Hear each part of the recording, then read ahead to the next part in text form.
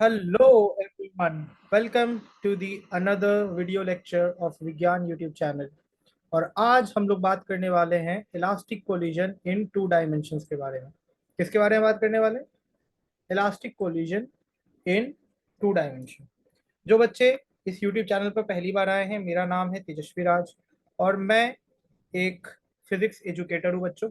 My name is Tejashwi Raj and I am a physics educator. ठीक है। Centre of mass का normal lecture चल रहा है। इलास्टिक कोलिजन की लास्ट टॉपिक है आज, जिसमें कि हम लोग बात करेंगे कि टू डायमेंशन में अगर इलास्टिक कोलिजन हो तो उसकी फिजिक्स कैसी होती है, उसकी फॉर्मूले कैसे होते हैं, उससे न्यूमेरिकल कैसे आते हैं जेई में और नीट में। ठीक है, ओके। तो चलो, लेट अस बिगिन, स्टार्ट करते हैं आज का टॉपिक। बहुत ही इंटरेस्टिंग टॉपिक होगा, बहुत ही शॉर्ट टॉपिक होगा, ये छोटा वीडियो होगा जैसा कि आप लेंथ में देख पा रहे हो वीडियो के। क्योंकि क्या है ना कि मैंने शुरू में सोचा था कि इस टॉपिक को किसी और टॉपिक के साथ कंबाइन करके एक वीडियो बनाओ, बट फिर लगा कि आपकी अटेंशन स्पैन उतनी तो अच्छी है नहीं कि आप 40 मिनट का वीडियो एक बार में बैठ कर देख पाओगे, राइट? तो इट्स बेटर कि अलग अलग ही बनाते हैं। चलिए, तो चैनल पर आए हैं, अगर सब्सक्राइब नहीं किए तो एक बार सब्सक्राइब कर दो, सब्सक्राइब बटन दबा दो, ताकि इसी तरह की वीडियोस फिजिक्स की आपको मिलती जाए फ्री में और आप जेई के लिए प्रिपेयर हो जाओ। ठीक है, तो चलो लेट अस बिगिन। सबसे पहले तो जानना है कि कंसेप्ट क्या है। ठीक है, व्हाट इज द कंसेप्ट कि इलास्टिक कोलिजन टू डायमेंशन में कैसा दिखता है, कैसे विजुअलाइज करें। तो देखो,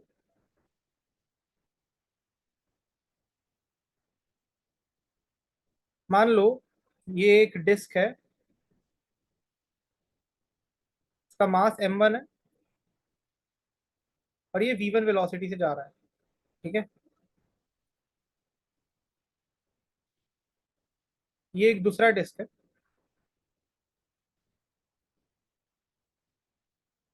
इसका मास m2 है और ये v2 वेलोसिटी से जा रहा है।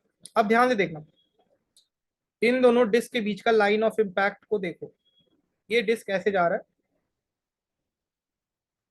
अब ये डिस्क जब m1 वाला डिस्क जब इस m2 वाले डिस्क से जाके टकराएगा, तो क्या बिल्कुल बीचों बीच टकराएगा? नहीं, थोड़ा साइडवेज टकराएगा। और क्योंकि m1 m2 के साथ साइडवेज टकराएगा, तो दोनों जब कोलिजन के बाद अलग होंगे तो सर्टेन एंगल पे अलग होंगे। ऐसा नहीं है कि वो स्ट्रेट लाइन में ही अलग अलग हो जाएंगे, नहीं। ऐसे इमेजिन करो कि जब आप कैरम बोर्ड खेलते हो तो जब आप स्ट्राइकर से गोटी को मारते हो तो गोटी क्या सीधा सीधा जाकर टकराती है और टकराने के बाद गोटी क्या वापस सीधा सीधा आ जाती है? नहीं, दोनों गोटियां अलग अलग एंगल पे शिफ्ट करती हैं, डाइवर्ट करती हैं। तो उसी तरीके से यहाँ पर जब m1 m2 से टकराएगा तो उसके बाद सिनारियो जो होगा वो कुछ इस तरीके का होगा।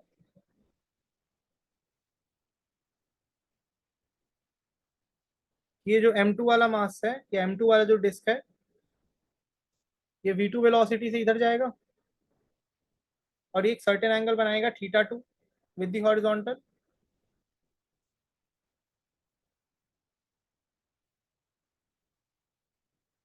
और ये जो m1 m सॉरी ये m2 वाली डिस्क थी ना, उल्टा बना दिया मैंने। ओके, नो प्रॉब्लम, ठीक है।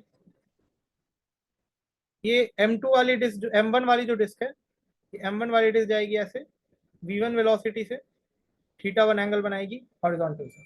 ठीक है, ये होगा कंसेप्ट। ठीक है, कलरिंग मैंने थोड़ी अलग कर दी है। रुक जाओ, मैं इसको इरेज ही कर देता हूँ ताकि आप लोगों को डाउट ना हो। शुरू से बना देते हैं एक बार। v2 वाला जो मास है या डिस्क है, m2 वाला डिस्क, वो v2 वेलोसिटी से जाएगा एट अ सर्टेन एंगल θ2। और m1 वाला जो मास है या डिस्क है, वो v1 वेलोसिटी से जाएगा at a certain angle θ1 with the horizontal. ये केस स्टडी रहेगी। ठीक है, इस तरीके से। अब यहाँ पर दो कंसेप्ट लगेंगे। कौन कौन से कंसेप्ट लगेंगे? एक तो सबसे पहले कंजर्वेशन ऑफ लीनियर मोमेंटम का कंसेप्ट।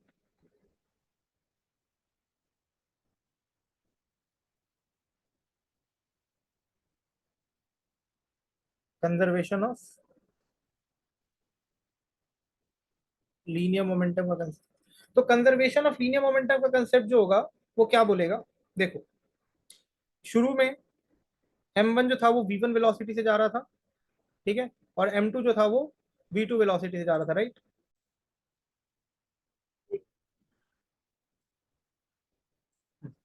मैंने ना यहाँ पर एक मिस्टेक ये करी है बच्चों। मैंने ना स्पीड दोनों की, पहले और बाद की स्पीड बराबर कर दी।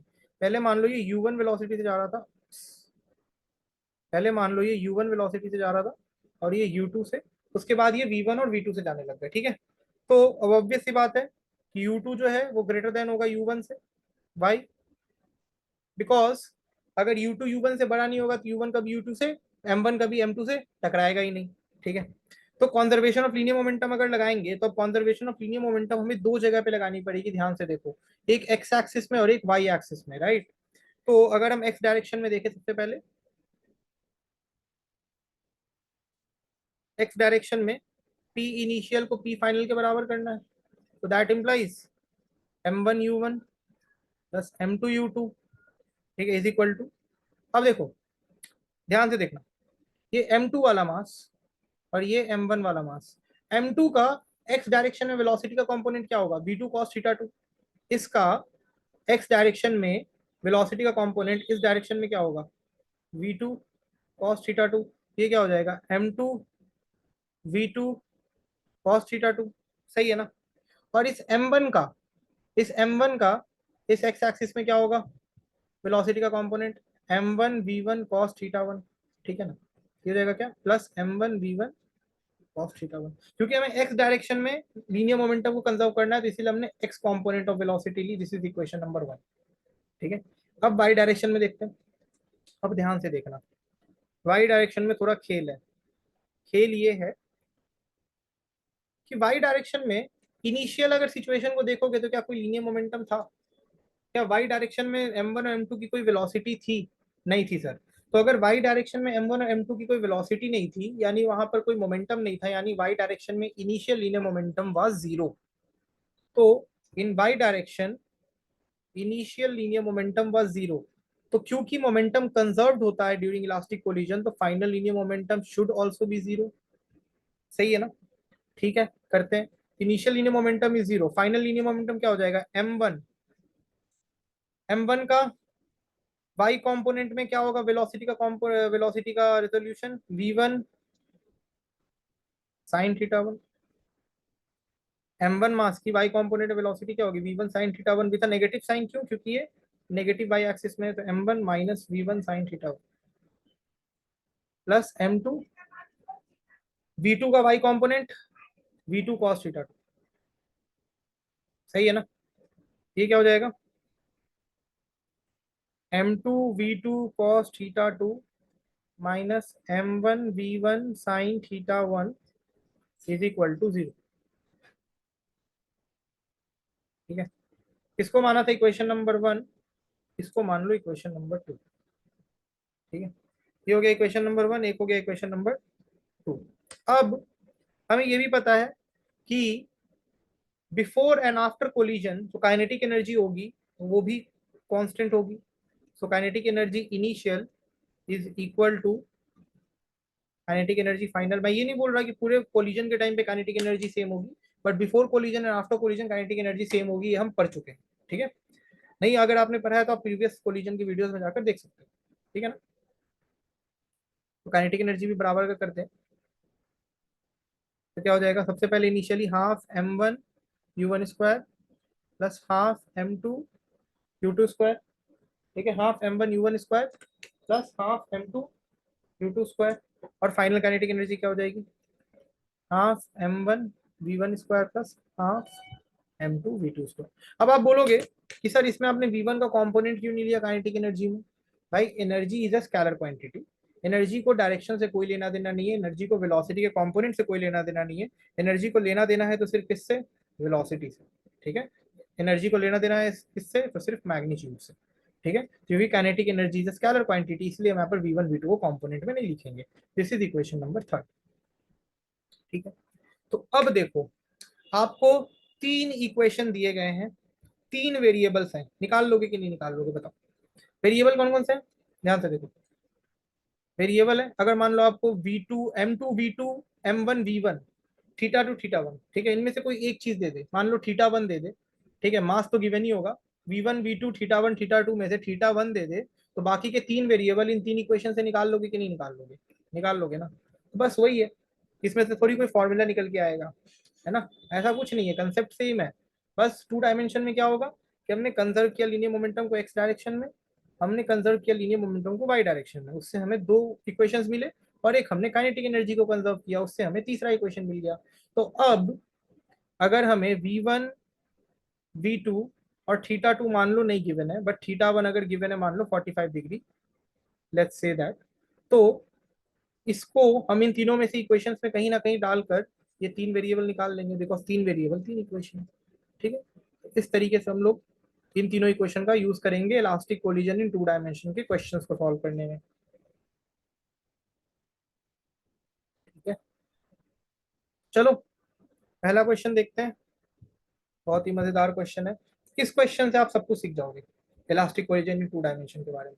You will learn everything about elastic collision in two dimension when you will follow this example properly.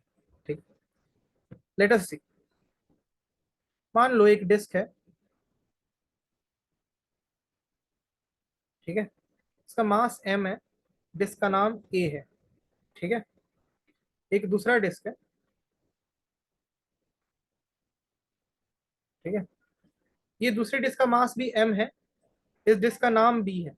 ठीक है, ये पहले वाला डिस्क v नॉट स्पीड से आगे बढ़ रहा है b की तरफ, बट b रेस्ट पे है। ये पहले वाला डिस्क मतलब डिस्क a v नॉट की तरफ, v नॉट स्पीड से b की तरफ बढ़ रहा है, बट डिस्क b जो है वो रेस्ट पे है। ठीक है, दोनों के मासेस आइडेंटिकल है। ठीक है, तो आफ्टर कोलिजन अगर सिचुएशन कुछ ऐसा हो कि this is the line of collision, ठीक है, कोलिजन के बाद डिस्क ए जो है वो सर्टेन वेलोसिटी से थीटा एंगल पे किसी और डायरेक्शन में चला गया, और डिस्क बी जो है वो सर्टेन वेलोसिटी से 45 डिग्री डिफ्लेक्ट कर गया। ये क्वेश्चन में गिवन है। ठीक है, ना ही हमें ए और बी की फाइनल वेलोसिटी मालूम है, ना ही ए कितने एंगल से डिफ्लेक्ट किया वो पता है। बस इतना पता है क्वेश्चन में कि बी कितने एंगल से डिफ्लेक्ट किया, which is θ2 and that is 45 degree. ठीक है, तो हमसे पूछा ही जा रहा है फाइंड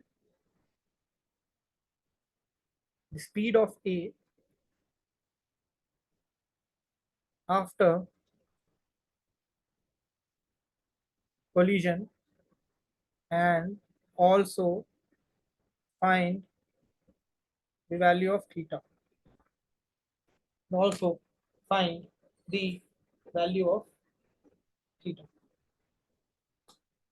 ठीक है, ओके, सो अब देखते हैं कि इस क्वेश्चन को कैसे सॉल्व करना है।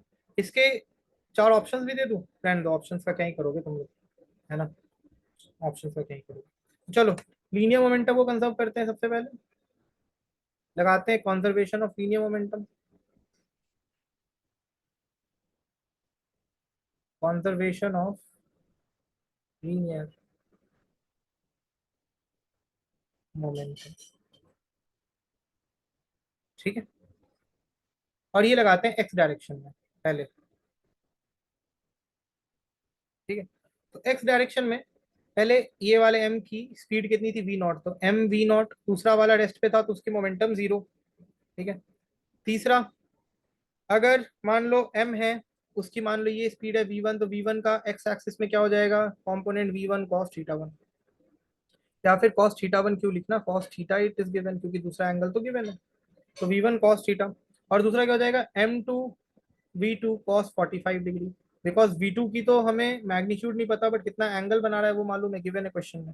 ठीक है, तो ये क्या हो जाएगा, m v not is equal to m v one cos theta plus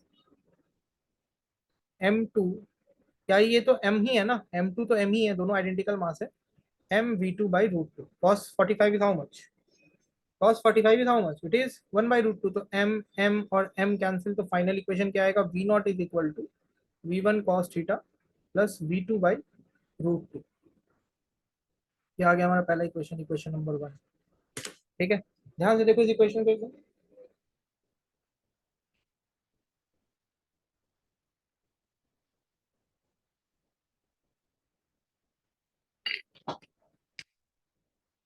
कुछ नहीं करा है, कॉन्जर्वेशन ऑफ लीनियर मोमेंटम लगाया है। अब क्या करेंगे, वाई डायरेक्शन में कॉन्जर्वेशन ऑफ लीनियर मोमेंटम लगाएंगे, जो हमने आपको डेरिवेशन के टाइम पे बताया था elastic collision in two dimension के। वाई डायरेक्शन में लीनियर मोमेंटम में पता है इनिशियली जीरो होगा, फाइनली क्या होगा, m v one sine theta minus m v two sine 45 degree. क्यों भैया माइनस लिया, क्योंकि ये नेगेटिव बाई एक्सिस में है और ये पॉजिटिव बाई एक्सिस में, तो ये नेगेटिव होगा और ये पॉजिटिव होगा, ऑब्वियस सी बात। ठीक है, ओके। तो m और m अगेन जाके कैंसिल आउट हो जाएगा। ये क्या बनाएगा, v1 sine theta is equal to v2 by root 2। v2 sine 45 is also what, v2 by root 2। इसको मान लो इक्वेशन नंबर सेकेंड। ठीक है, इसको मान लेंगे इक्वेशन नंबर सेकेंड। अब तीसरा क्या, कौन सा कंसेप्ट लगाना था, काइनेटिक एनर्जी का। Kinetic energy initial is equal to kinetic energy final. ठीक है, तो इसको लगाएंगे तो क्या हो जाएगा, half m v not square. दूसरे वाले का तो जीरो क्योंकि वो रेस्ट में था इनिशियली। ये फाइनली हो जाएगा half m v one square plus half m v two square. ये हाफ एम और हाफ एम कैंसिल। इक्वेशन क्या मिला finally, v not square is equal to we one square plus v two square. Equation number third. तीन इक्वेशन मिल गए ना, तीन इक्वेशन, तीन वेरिएबल। क्या पड़ोस की मदद लगेगी अब, बताओ, क्या पड़ोस की मदद लगेगी। वैल्यूज डाल दो, वैल्यूज डालेंगे तो क्या होगा, देखो। सबसे पहले तो v one sine theta is equal to v2 by root 2 है ना। ठीक है, तो v2 by रूट 2 के जगह पर v1 साइन थीटा लिख सकते हैं। V not is equal to v1 cos theta plus v1 sine theta, यानी V not is equal to v1 cos theta plus sine theta. ठीक है, ये हमें एक इक्वेशन मिल गया। अब cos theta plus sine theta है ना, इसको हम कैसे लिख सकते हैं, how can be change it, cos theta plus sine theta को क्या लिख सकते हैं। ठीक है, तो ये अपने को अब क्या करेंगे कि जो थर्ड वाला इक्वेशन है उसमें भी वैल्यू डालेंगे, किसकी, सेकंड वाले इक्वेशन की। ठीक है, यानी v2 की। तो यहाँ से गिव मी अ मिनट, मुझे एक और स्लाइड लेनी पड़ेगी इसके लिए। एक स्लाइड मैंने और चाहिए। ठीक है, तो देखो मेरे भाइयों और बहनों, v2 की वैल्यू क्या होगी, √2 v1 साइन थीटा। इसको इक्वेशन नंबर थर्ड में डाल दो। तो इक्वेशन नंबर थर्ड क्या है, v not square is equal to we one square plus v two square. V not square is equal to we one square plus v two square. ये क्या हो जाएगा, v one square plus two we one square sine square theta. ये v not square आ गया। ठीक है, ये वी वन, चिड़िया नहीं बनाया है मैंने। ठीक है, और ये वी नॉट क्या आया था, v one cos theta plus sine theta. और एक वी नॉट आया है v one cos theta plus sine theta. अब ये दोनों साइड में हम एक साइड एक चीज देख रहे हैं कि वी नॉट है ना, दोनों के लेफ्ट हैंड साइड में वी नॉट है। तो जो राइट हैंड साइड वाला पार्ट है वो बराबर होना चाहिए, है ना। अगर दोनों के लेफ्ट हैंड साइड्स इक्वल हैं इक्वेशन के, तो राइट हैंड साइड भी इक्वेशन का बराबर होगा। तो इसको अगर मैं स्क्वायर कर दूं तो क्या हो जाएगा, v not square is equal to we one square cos theta plus sine theta का होल स्क्वायर। और अगर इन दोनों को आपस में इक्वेट कर दूंगा तो क्या आएगा, cos theta plus sine theta का whole square is equal to two we one square sine square theta. क्योंकि वी वन स्क्वायर और वी वन, ये रुक जाओ एक मिनट,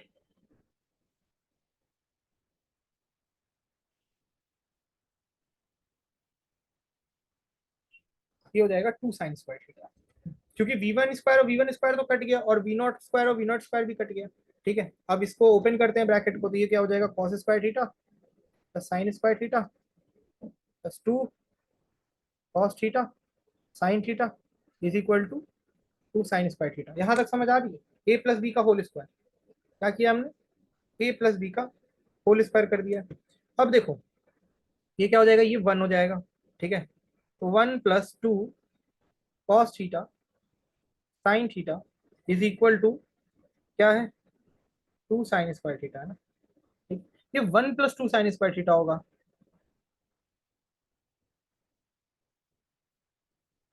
क्योंकि यहाँ पर अगर हम वी वन स्क्वायर कॉमन लेंगे तो क्या हो जाएगा, one plus two sine square theta ना। ये one plus two sine square theta होगा, will be one plus two sine square theta. ठीक है, ये वन इधर जाएगा, one one cancel, two cos theta sine theta is equal to two sine square theta. Two cos theta sine theta is equal to two sine square theta. इससे theta की value क्या आएगी, इससे कॉस थीटा क्या हो जाएगा, sine theta के बराबर। ठीक है, ये साइन थीटा इस साइन थीटा को काट देगा, ये 2 इसको काट दिया, ये साइन थीटा इस साइन थीटा को काट दिया, तो क्या मिला हमें finally, cos theta is equal to sine theta. और ये कब होता है, जब थीटा 45 डिग्री हो। ठीक है, तो हमें इतना तो क्लियर हो गया कि ये जो थीटा की वैल्यू है ये कितनी है, ये 45 डिग्री। ये जो थीटा की वैल्यू है कितनी है, 45 डिग्री है। अब अगर थीटा की वैल्यू 45 डिग्री निकल गई तो क्या V1 और V2 की वैल्यू नहीं निकल जाएगी। अगर थीटा की वैल्यू cos 45 निकल गई तो V1 और V2 की वैल्यू निकाल दो। तो V1/√2 is equal to V2/√2, ये हो जाएगा, एक मिनट में देख रहा हूँ कहाँ पर डाल सकते हैं इसको, कहीं पर भी डाल दो यार। अगर इस वाली इक्वेशन में डाल दें, V1 sin theta is equal to V2/√2। ठीक है, तो V1 sin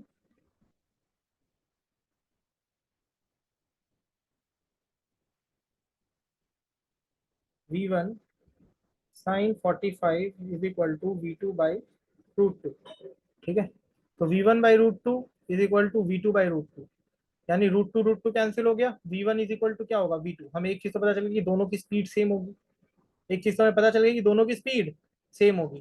तो अब इसमें डाल दो कहीं और इक्वेशन में V1 और V2 को। ठीक है, तो V0 वाले इक्वेशन में डाल दो, इस वाले में डाल दो। तो इस वाले में V0 is equal to V1 cos theta plus sine theta में एक और स्लाइड चाहिए मुझे।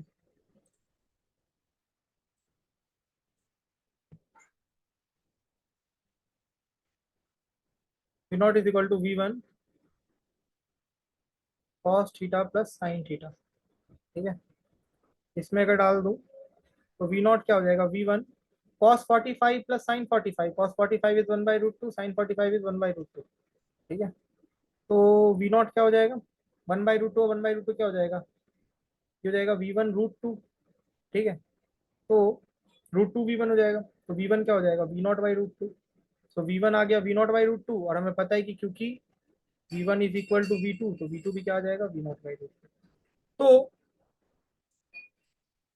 V1 की वैल्यू पता चल गई हमें कितनी, V0/√2। यहाँ पर मैं नहीं लिखूंगा वरना आप लोग कंफ्यूज हो जाओगे, इसको मैं इरेज कर देता हूँ, वरना नोट्स में आप लोग पगला जाओगे, शायद ये कैसे होंगे, शायद शायद ये कैसे कर दिया है हमने, ऐसा बोलने लग जाओगे तुम लोग। अबे यार ये क्या हो रहा है, रुको एक मिनट। ठीक है, हाँ। ओके, तो V1 मिल गया, V2 मिल गया, और क्या चाहिए, थीटा मिल गया 45 डिग्री, यहाँ से मिल गया ना answer, this is answer. V1 V2 मिल गया, और V0/√2 भी मिल गया हमें, V1 V2 का वैल्यू और थीटा मिल गया। ठीक है, सो इस तरीके से करते हैं elastic collision in 2 dimension. I know थोड़ा सा कंबरसम, थोड़ा सा लॉन्ग मेथड है इसके सॉल्यूशन का, but this is the process. ठीक है, करते करते सीख जाओगे। ओके, अब देखो, ये एक बहुत ही बेहतरीन क्वेश्चन है। ठीक है, कि two particles each of mass 1 kg move with velocity 10 i cap metre पर सेकेंड। दो पार्टिकल्स हैं, दोनों की मास कितनी है, 1 kg, और ये मूव कितने से कर रहे हैं। पहला वाला जो है वो मूव कर रहा है, V1 है 10 आई कैप, V2 है 2 I cap plus 4 j cap metre पर सेकेंड। ठीक है, बिफोर द कोलिजन, ये इनकी इनिशियल वेलोसिटी यानी U1 और U2 है ये। ठीक है, if these particle stick after the collision, collision का दोनों चिपक जाते हैं, तो fine then the final momentum of the system will be what. इसमें सिस्टम की फाइनल मोमेंटम क्या होगी, ये पूछा जा रहा है। ठीक है, सिस्टम की फाइनल मोमेंटम क्या होगी, ये आपसे पूछा जा रहा है। क्या लगता है कैसे बनेगा ये, you guys have any idea in this type of question how we gonna answer। सोचो 2 सेकंड, सोच लिया। नहीं सर, हम ज्यादा अपने दिमाग पे जोर नहीं डालते हैं, ठीक है कोई बात नहीं। आओ शुरू करते हैं। सबसे पहले तो देखो, जो टोटल मोमेंटम होगा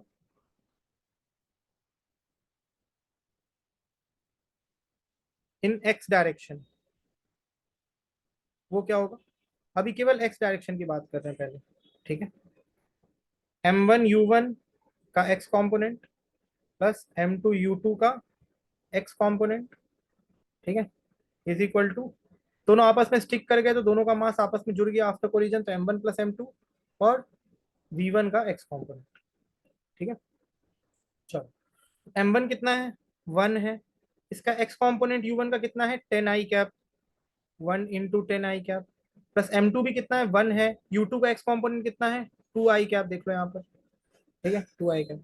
और ये भी कितना हो गया 1 प्लस 1, और इसको मान लेते हैं v1 i कैप, ठीक है। तो ये क्या आ गया, ये आ गया 10 i cap plus 2 i cap is equal to 2v1 i cap, है ना। That implies that implies 2v1 i cap is equal to 12 i cap, है ना। तो v1 क्या आ जाएगा 6 i कैप के बराबर। तो फाइनल वेलोसिटी हमें पता चल गई, स्टिक करने के बाद दोनों मास की क्या होगी, एक्स एक्सिस एक्स डायरेक्शन में फाइनल वेलोसिटी 6 मीटर पर सेकेंड, यानी 6 i कैप। अब अगर वाई डायरेक्शन में टोटल मोमेंटम का कंजर्वेशन निकालें,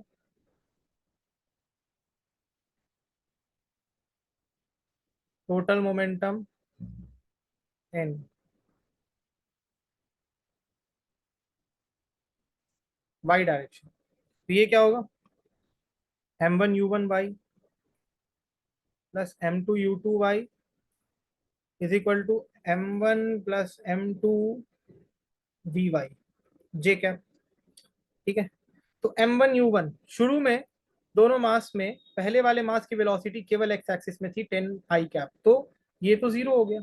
m2 इज 1, u2 का y कंपोनेंट कितना है 4 J cap is equal to ये 2v जे कैप, है ना। तो vy जे कैप क्या हो जाएगा, vy J cap will be, ये 2 इसको दो बार में काटेगा, किया जाएगा 2 जे कैप। तो हमें फाइनली vx और vy मिल गए, ठीक है। vx और vy हमें कितना मिला, vx मिला हमें 6 i कैप, और vy मिला हमें 2 जे कैप, है ना। तो हमें दोनों मास जब आपस में स्टिक करके कोलिजन के बाद, उसके बाद उनकी वेलोसिटी एक्स और वाई कंपोनेंट में कितनी थी, ये हमें जब मिल गई, तो फाइनल मोमेंटम हम कैसे निकालेंगे, दोनों के मास को ऐड कर देंगे और उसको मल्टीप्लाई कर देंगे किससे, दोनों की वेलोसिटी से, v x i cap plus v y j cap से, है ना। तो दोनों के मास को ऐड करेंगे तो 2, और ये क्या आ जाएगा 6 i cap plus 2 J cap, ठीक है। तो फाइनल मोमेंटम क्या आ गया 12 i cap plus 4 J cap, this is V final, मिल गया फाइनल मोमेंटम, ठीक है। तो इस तरीके से हम लोग इलास्टिक कोलिजन इन 2 डायमेंशन के क्वेश्चंस करते हैं, ठीक है, करते आ रहे हैं। इससे ज्यादा क्वेश्चन जेई में पूछते नहीं है, इसीलिए मैं 2 ही एग्जांपल करवा रहा हूँ, इससे ज्यादा आपको कुछ करवाने की जरूरत मुझे लगती नहीं है कि है। मैंने 2 बहुत ही बेहतरीन क्वेश्चन करवा दिए हैं, इनको एक बार रिवाइज कर लीजिएगा। पहले वाले क्वेश्चन को थोड़ा अच्छे से रिवाइज करिएगा, ये वाला जो क्वेश्चन था, ठीक है। इसमें थोड़ा सा ज्यादा प्रोसेस हमने फॉलो किया है, क्योंकि इस क्वेश्चन से मुझे आपको पूरी इलास्टिक कोलिजन इन 2 डायमेंशन का कंसेप्ट सिखाना था, ठीक है, इसलिए मैं इसमें थोड़ा सा ब्रॉड गया हूँ, ठीक है। कि पहले हमने क्या किया, एक्स डायरेक्शन में कंजर्व किया लीनियर मोमेंटम को, फिर वाई डायरेक्शन में फिर काइनेटिक एनर्जी कंजर्व किया, 3 इक्वेशंस आए, 3 वेरिएबल थे, वैल्यूज डाली, ठीक है। उसके बाद ही काम, ओके। तो चलो, चैनल को सब्सक्राइब कर लो फटाफट, विज्ञान यूट्यूब चैनल को, ऐसे ही वीडियोस आते रहेंगे, okay. I see you in the next one, bye bye, take care.